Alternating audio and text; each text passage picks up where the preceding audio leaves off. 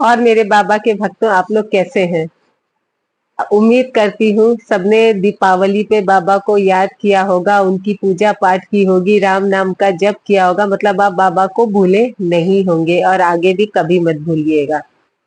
और इतने हर्षोल्लास के साथ दीपावली मनाई गई। हम सब ने राम जी के आने का स्वागत किया, लक्ष्मी गणेश की पूजा की, और मतलब खुशी का उत्सव था, खुशी का माहौल था, सबके घर में मेहमान आए होंगे।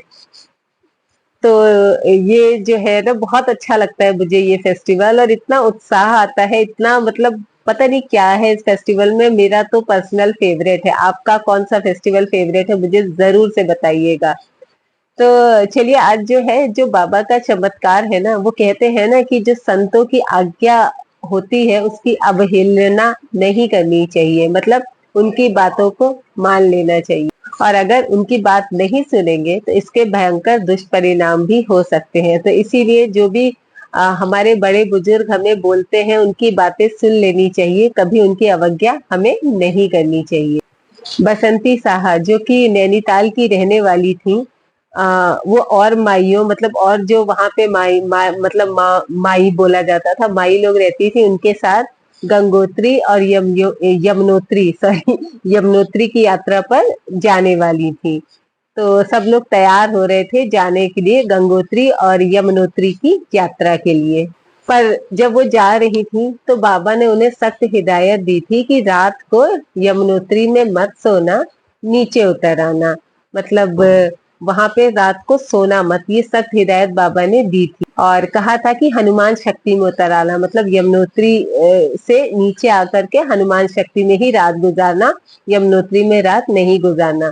लेकिन क्या होता है कि जब आप भीड़ भाड़ के साथ जाओ, कई लोगों के साथ जाओ, तो उसमें कुछ लोग अपनी चलाते हैं। तो उसमें भी एक जो माई थी वो नेता टाइप की थी, मतलब नेता टाइप की थी। तो उन्होंने कहा, अरे अरे कुछ नहीं होता, वहां तो रात में बहुत सुंदर होता है, बहुत सुंदर संगीत नाच सुनाई देता है, और बहुत सारी अच्छी अच्छी चीजें होती हैं, और घंटे घड़ियालों के साथ अच्छे अच्छे वहां पे संगीत सुनाई देते हैं।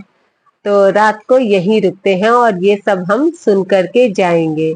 तो ये भी जो है भाई, अब सब लोग अग्री कर गए तो ये भी मान गई, कहीं ठीक है, लेकिन बाबा ने मना किया था कि वहां रात में नहीं रुकना है। और उनको ये भी नहीं मालूम था कि जो रात में वहां दिव्य संगीत होता है, उसको सुनने की जो शक्ति होती है ना, वो सब में नहीं होती। मतलब उससे क्या होता है, आपके कान फट सकते हैं, आपका सर फट सकता है, मतलब वो इतना भयंकर नाद होता है। और आपकी उस चीज से वो सह पाने की शक्ति अगर आप में नहीं होती है तो आपकी मृत्यु तक हो सकती है। इसीलिए बाबा ने हिदायत दी थी कि रात को वहां बिल्कुल मत रुकना।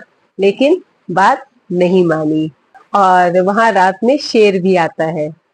तो अब पता था, बाबा ने मना भी किया था, लेकिन अब बातों में आ गई और रात में वहां रुक गई। अब सब लोग क्या किए कि हजारों फीट ऊंची पहाड़ी पर अब रात गुजारनी थी, तो ठंड बहुत थी, तो मोटे मोटे कंबल लिए ओढ़ करके वहां बैठ गई संगीत सुनने की लालच में। तभी वहां पर एक साधु मतलब आए, जो कि इतनी ठंड थी, इतनी ठंड के बावजूद शरीर पे सिर्फ एक कपड़ा पहने हुए थे, और वहां पर कहे कि तुम औरतों को देख करके मुझमें भी साहस आ रहा है कि मुझे यहाँ पर रुकना चाहिए। मतलब वो सिर्फ एक वस्त्र पहने हुए थे, इतनी ठंड के बावजूद।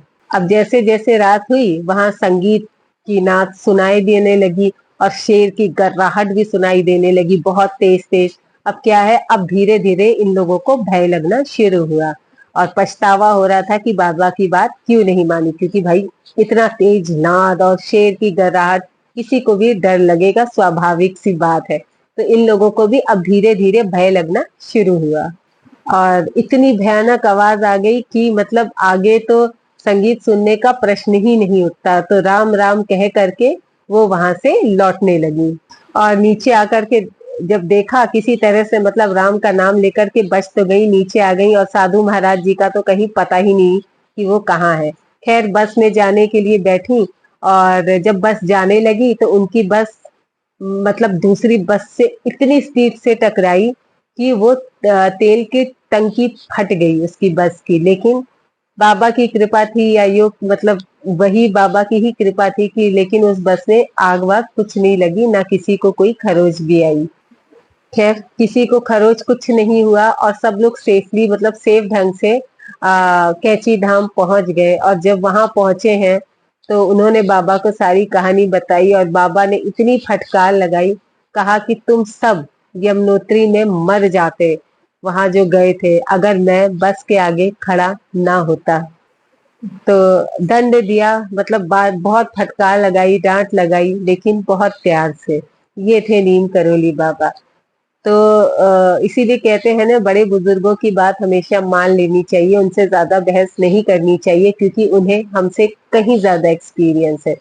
तो आई होप आज की कहानी आपको पसंद आई होगी। अच्छी लगी हो तो चैनल को सब्सक्राइब जरूर करिएगा। और क्या लिखना है, जैसा कि मैं हमेशा कहती हूँ, जय श्री राम। कल फिर एक नई वीडियो के साथ आपके साथ हाजिर।